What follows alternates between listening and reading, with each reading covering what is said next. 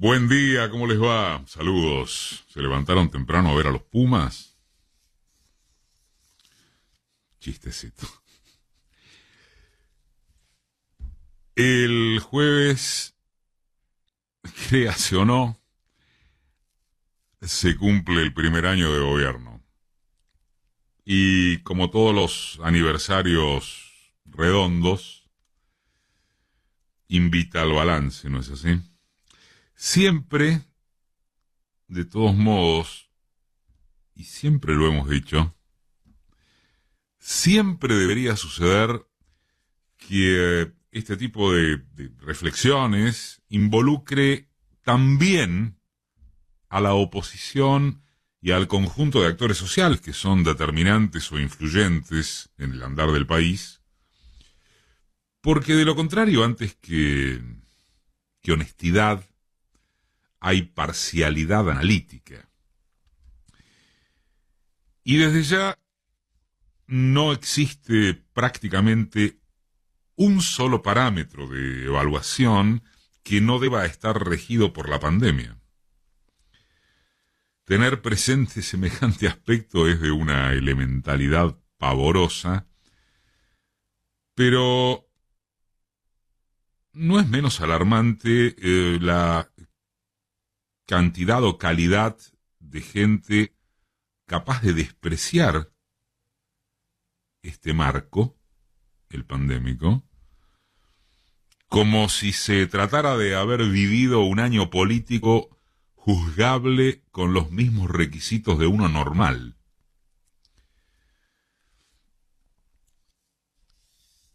La furia mediática, los todólogos a tiempo completo, los barrabravas de micrófonos permanente o al paso,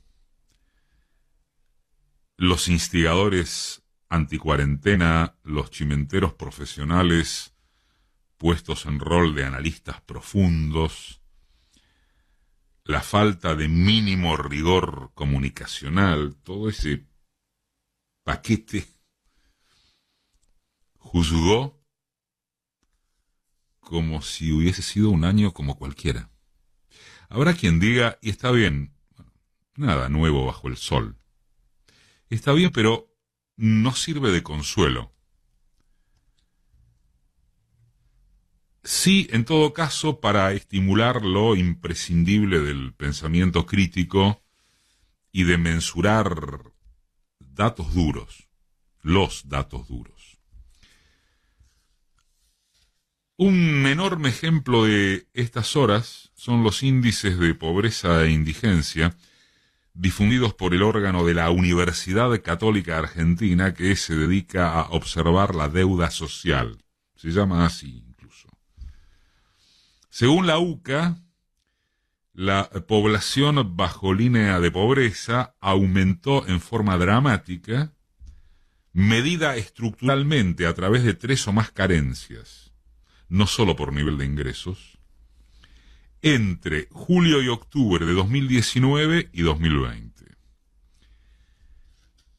Esa fue la consideración central de la trituradora mediática, que ignoró el párrafo en torno de lo más grave que sería la situación si no hubieran mediado las disposiciones gubernamentales para reducir los efectos de la parálisis económica.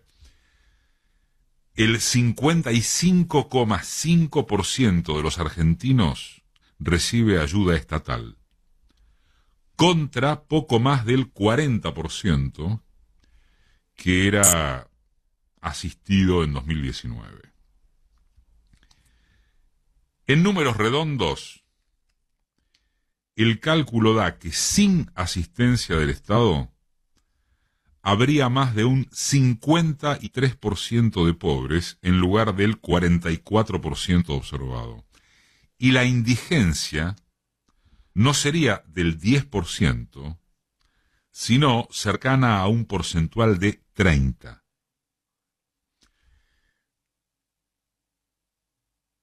Asimilan ese número.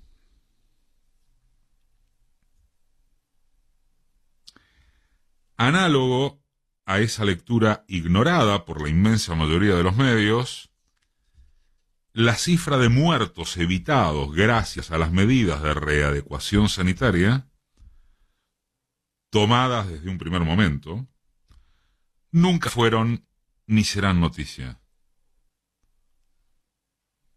Es noticia que todo lo hecho fue al divino botón, porque solo importa que los fallecidos por el virus terminan siendo numéricamente tan impactantes como lo que pretendía evitarse, cuando estaríamos sufriendo algo mucho peor de no haber evitado lo que no es noticia.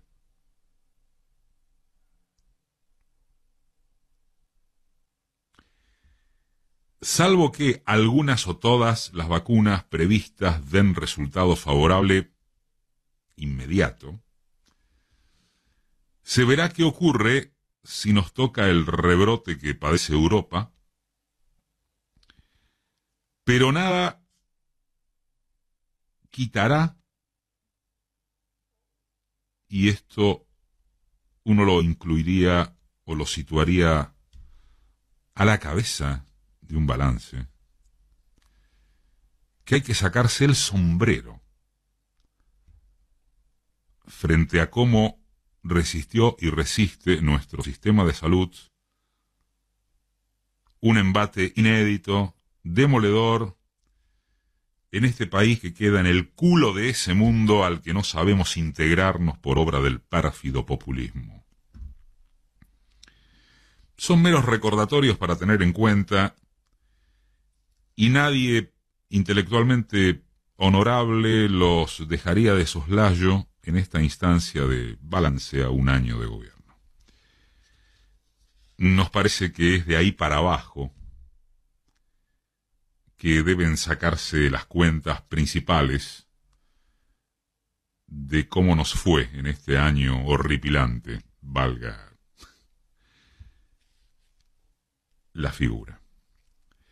Cuentas alcanzadas por el hecho de que nadie, asimismo, debería apuntar a tontas y locas contra un Estado definible como ausente. ¿En serio? En lo nodal estuvo ausente. Pongámosle que la catástrofe dejada por Macri no habilita excusas. ¿Por qué? Porque estaba en el inventario archisabido. Hagamos que la herencia más jodida de, por lo menos, la historia democrática argentina no tiene valor superlativo. Así hubiese ese hándicap para quienes detestan al gobierno de los Fernández. Es difícil de concebir que no se reconozca absolutamente nada de lo que quiso, supo o pudo hacerse. Difícil de concebir, con excepción del odio de clase, del resentimiento de los mediopelo aspiracionales y del infantilismo testimonial.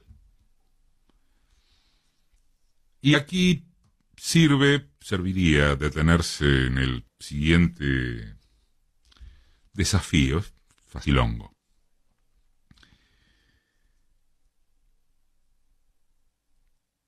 En estos días, en estas semanas, se precipitaron la espantosa improvisación oficial en la despedida a Maradona, el episodio que enredó a Felipe Solá respecto de lo que hablaron Alberto Fernández y Joe Biden, las marchas y contramarchas para mejorar el ingreso y la periodicidad del aumento de los haberes jubilatorios, aunque al cabo eso terminó positivo o mejorado para el sector pasivo. Pero, en síntesis, todo eso que se precipitó redondeó una imagen de gobierno profundamente desordenado. Eso suele ser aludido como serios problemas de gestión. Y es cierto. No ya para quienes tenemos acceso a cierta información reservada, sino para Cualquiera que siga con interés el curso noticioso general, sin tampoco prestar vigilancia específica a las entrelíneas, está claro que el gobierno es un despelote organizativo. Un despelote. No se coordinan acción y comunicación. Se entrega campo orégano a la burla de los facilistas. Se corre detrás de lo que dice un presidente que atiende al periodismo con una disposición e intensidad casi cotidianas, jamás vistas, con todos los riesgos que eso supone, porque de tal manera es imposible no quedar sujeto a contradicciones y metidas de pata. No hay un vocero que imponga o conteste agenda. Sí hay chicanas y movidas para perjudicarse o ventajear entre los propios. Pero entre eso, tanto más. Y concluir que la gestión se equivoca gravemente en su norte político, hay una diferencia abismal.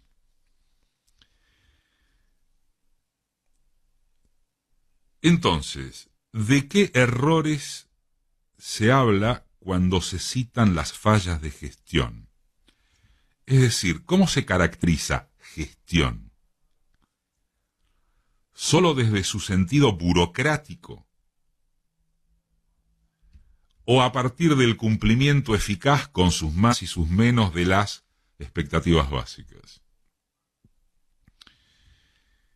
¿De qué es acusable el gobierno en términos de sus grandes líneas en apenas un año de ejercicio, este año, por fuera de las eternas sacudidas en la cotización del dólar, que si es por eso nadie terminó de controlar nunca?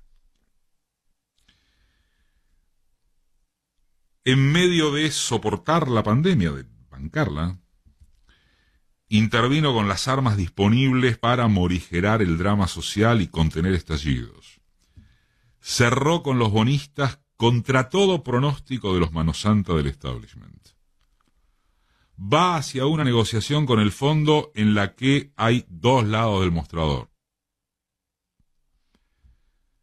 Los enojados y los furiosos expresan por sí solos que las tensiones internas con Cristina no son antagonismo principal.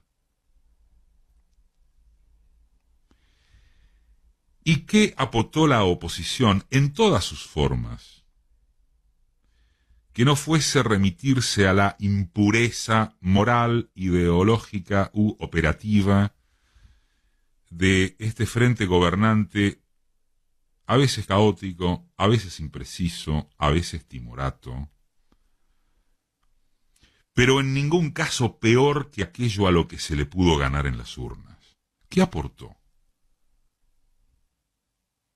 ¿Convocar a la calle en defensa de los patriotas de Vicentín?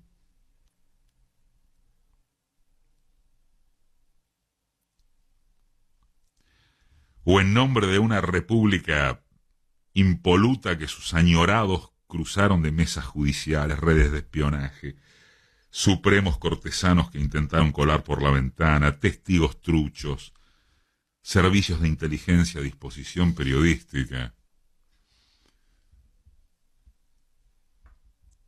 Miren lo que ha dictado la Corte sin ninguna explicación al rechazar la apelación de Amado Boudou, que fue condenado a 5 años de prisión. ¿Por qué? Por la declaración de un testigo pagado para que lo acusara.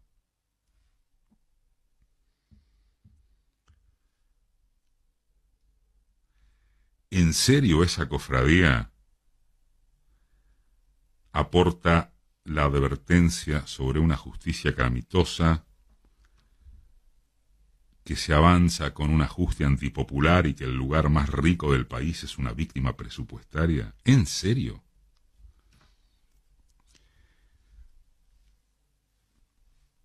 De vuelta, Hágase el esfuerzo de meter todo en el balance, porque si no pareciera que basta y sobra con críticas unilaterales. Aun si se quiere defenestrarlo, el gobierno no es el único que cumple un año. También lo hacen quienes ratificaron por qué tuvieron que irse.